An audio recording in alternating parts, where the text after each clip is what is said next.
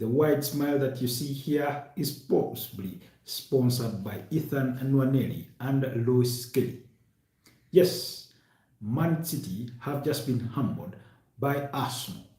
The perfect revenge, as you would call it, given the events that sufficed after the first leg that ended in a 2-all draw at the Etihad Stadium, where Gabriel Magalhaes, Ricardo Carafiori were on target just as much as I think Erling Haaland and John Stones for City on the other hand.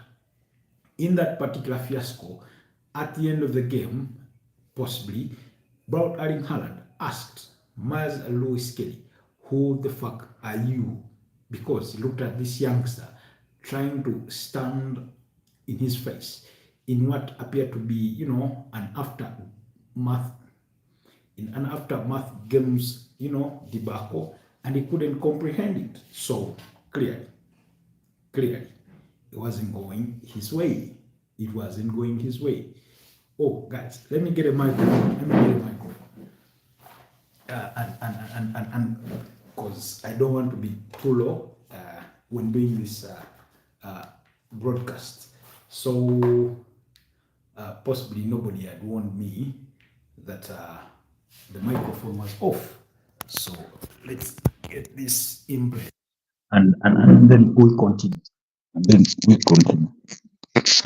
So I hope you can hear me much better now. For those of you that are following. But what an entertaining game of football have we just watched. Arsenal put 5 past the reigning champions in Manchester City.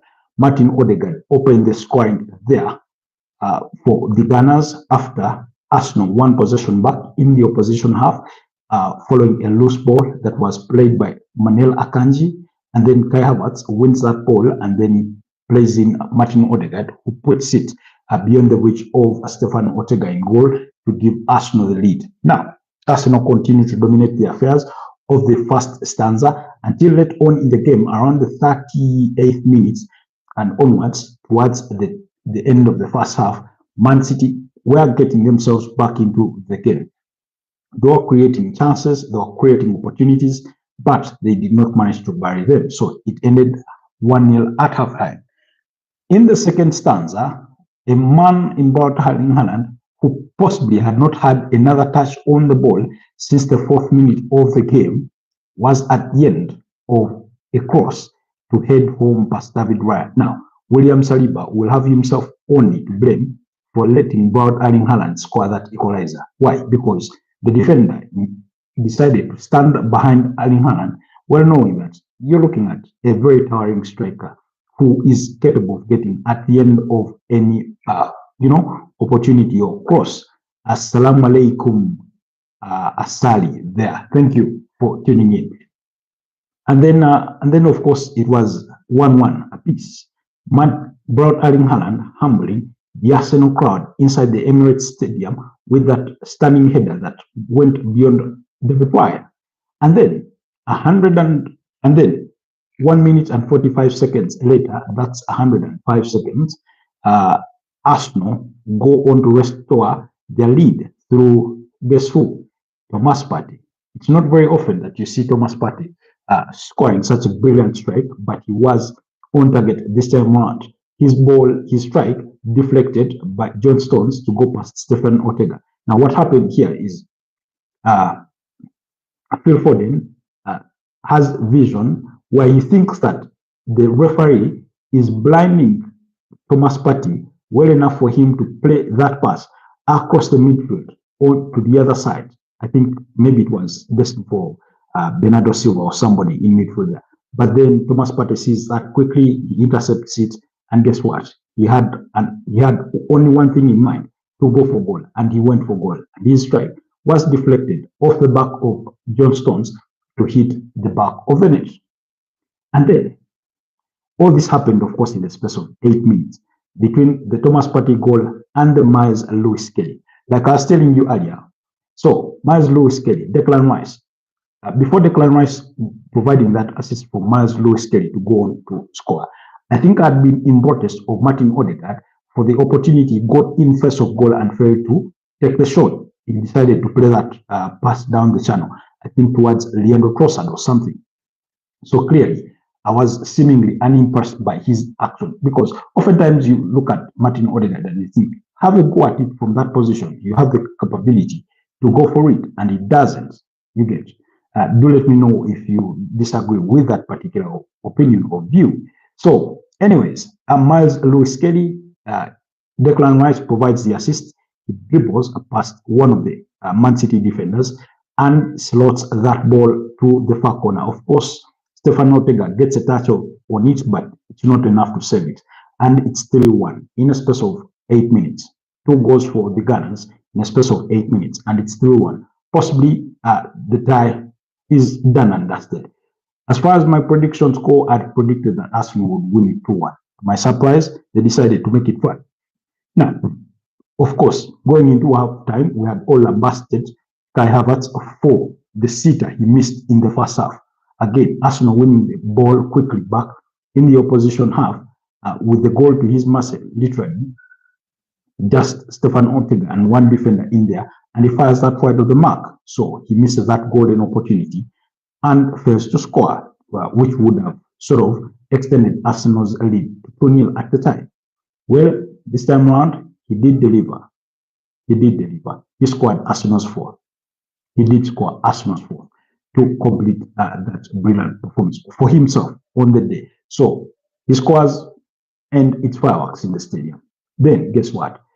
Our second half substitute in Ethan Nwaneri, who scored a very stunning goal against Girona in Arsenal's 2-1 victory in the UEFA Champions League in the midweek, then conjures up some bit of magic, more like in the shadow or coming out of the shadow of Bukayo Saka, and he scores a similar or a typical Bukayo Saka goal, and he makes it 5-1. Brilliant, brilliant strike there. I mean, it was sweet as precise as you have a left-footed player having taking it to the far corner or to the bottom corner on the other side. So a very, very sweet strike, I thought. It was brilliant. It was a very brilliant performance from Arsenal.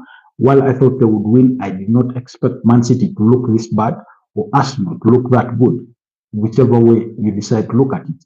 Either Arsenal were too good for Man City or Man City themselves were too poor for Arsenal, depending on how you slice it.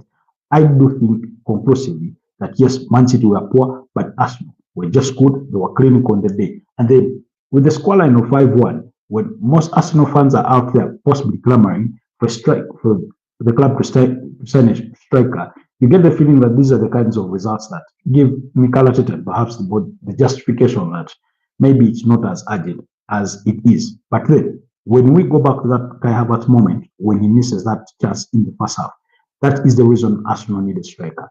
Because on another day, a striker converts that and it's a different scoreline. Maybe when Erling Haaland restores parity in this particular game, if it were a different context, maybe Arsenal do not go on to win the game. But anyway, they did win the game. And then, of course, took back their point deficit with table leaders Liverpool to 6. Remember, Liverpool have a game to spare. That game in hand is against their arch rivals in Everton. It will be played, I think, on Wednesday, 12th February. There. During that time, Arsenal, I think, will be off or will be just returning from their Dubai camp to play a weekend game on the 15th, the weekend of the 15th there of February. But in midweek, next week on Wednesday, they do play Newcastle in the return leg of the Carabao Cup semi-finals. Remember, they are already down by 2-0. It's already a deficit for the Gunners, and they do travel to St. James's Park. So clearly, it's going to be a whole mountain to climb. Never mind that Newcastle were beaten by Fulham by 2-1 just yesterday. And then, if anything, if the Arsenal need any encouragement, it's this particular result and the scoreline that they do need going into that particular fixture. Bearing in mind that just a couple of weeks ago, AFC Bournemouth put 4 past the same Newcastle, so meaning it's possible for the Gunners to go and get a decent result that puts them back into contention for some piece of silverware. That's if they can advance to the finals of the Carabao Cup. The other semi-final will be between Tottenham Hotspurs and Liverpool. Tottenham Hotspurs today did beat up against Brentford, I think by 2-0, while Manchester United on the same day were losing by a similar score thanks to João Felipe Mateta. For those of you that did watch our live broadcast on Saturday in the preview for the weekend games, I did mention that Crystal Palace have been very unconvincing at home. That is at Selhurst Park. They do lose a couple of games there. But away on the road, they've been quite brilliant. And João Felipe Mateta made it the theatre of the Eagles as he scored 2 to win it 2-0 for Manchester United on the day. Sorry, I dragged myself into that kind of conversation, but because it's in the context that I was explaining of the forthcoming fixture for Arsenal in the Carabao Cup semi-finals.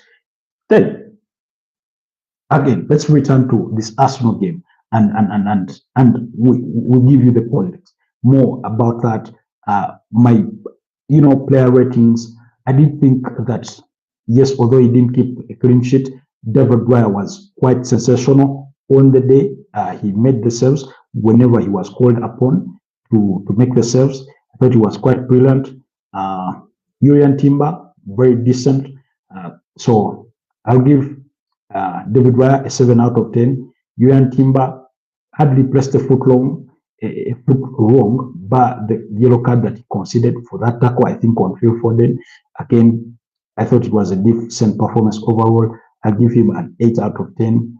The two defenders, Gabriel Magalhaes and William Saliba, I'll give Saliba a 7 out of 10. And the reason as why it is reduced to a 7 out of 10 is because he let himself down on that brought Erling Haaland equalizer. He should have been in front of the striker as opposed to being behind him. Yes, hi. How do you pronounce your name? Is it Ciesila? Is that how you pronounce it? I hope so. Oh, sorry if you're deaf.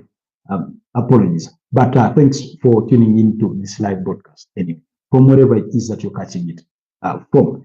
So, like I was saying, and then Gabriel Magalhaes, I thought he had an 8 out of 10 performance, possibly a 9, because he just didn't give Erling Haaland any room whatsoever to have his day on the park. It was the perfect revenge.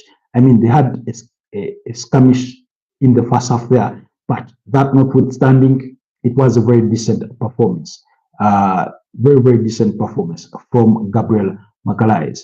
Miles Lewis Skelly, possibly my man of the match. I know. Yes, you may want to disagree, but hear me out.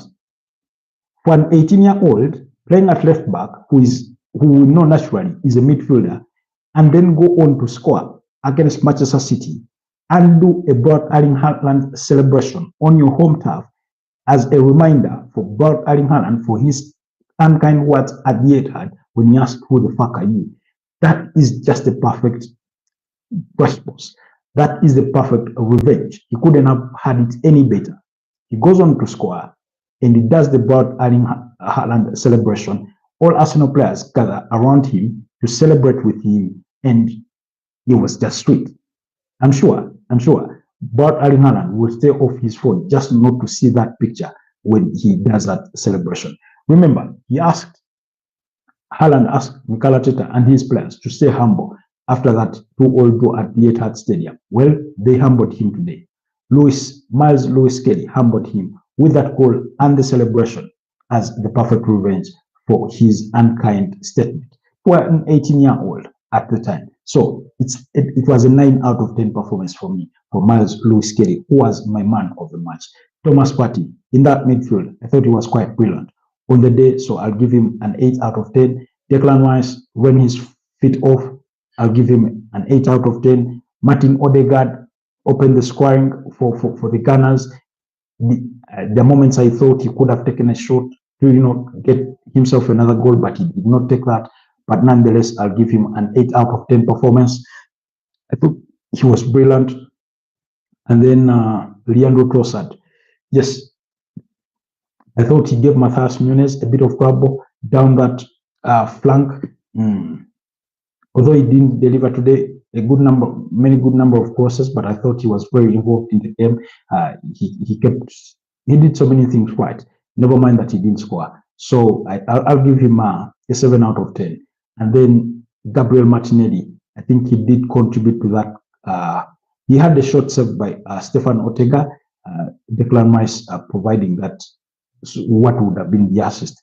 I thought Martinelli was equally good. I'll give him an 8 out of 10. Kai Havertz for the chance he missed, but in the first half, although he did respond well in the second half, I'll give him an 8 out of 10 performance. I mean, who could you have? And then Ethan Nwaneri, he comes on and scores. I mean, give him his flowers. 8 out of 10 performance. May have not been on the turf that long, but he just did enough to get himself there. Mikel Merino, I wouldn't, rate him that high, but that's kind of thing of he did what was necessary. So I'll give him a 5 out of 10. I don't think he spent so much time on the pitch, just like Ethan Nwaneri, although Ethan Nwaneri scored. And then Ricardo Carafiori just came on late in the game to try and settle things there. So that was the brilliant performance from the Gunners. Very, very brilliant action. Do let me know what your thoughts are, what your opinions are. Thank you for those that tune into these live broadcasts and those that watch them much later after. When we are done, I do not take you for granted. I really do appreciate you. If you're new to the channel, kindly remember to subscribe, turn on notifications so that you can be notified whenever we go live, whenever we drop a new video. We did drop one earlier today in which we did review Liverpool's performance and discuss that contentious penalty that was awarded in the action of Cody Gakpo, and then of course Mo Salah converted it. My opinion is that it was not a penalty, and I do think there's a lot of folks out there that do subscribe to a similar school of thought. But however, if you do have a different opinion, do not hesitate to drop us a comment in the comment section on that video about Liverpool. Otherwise, I mean, that's as brilliant as the performance comes, but don't forget that action does continue on Monday Night Football in the London Derby when Chelsea entertain West Ham, I think, at Stamford Bridge in the upcoming games there. So quite brilliant action there. So like I did say, Arsenal moved to 50 points, reducing the deficit of what had been 9 points with Liverpool to 6. Of course, we all know Liverpool have a game in hand. We've talked about that several times. And then they restore that 3-point gap between them and Nottingham Forest. And Man City, of course, remain fourth because Newcastle were beaten the other day, so they didn't manage to leapfrog City. Chelsea have the chance to go fourth on the Premier League table if they can go on to beat up against West Ham United tomorrow. That's on Monday night. Anyways, allow me leave it at that and wish you a blessed night wherever you are, from wherever it is that you catch these episodes, whether you're from the home soil of Uganda, whether you're in Kenya, whether you're from Nigeria, whether you're from the UAE, regardless of where you tune in from, whether you're in Asia, I do not take you for granted. So thank you for always taking the time to watch these broadcasts. Do not forget to comment, like, and share, and to subscribe to the channel so that we can continue to grow. Otherwise, stay blessed and have a wonderful rest of the night. I'll see you next time. Bye-bye.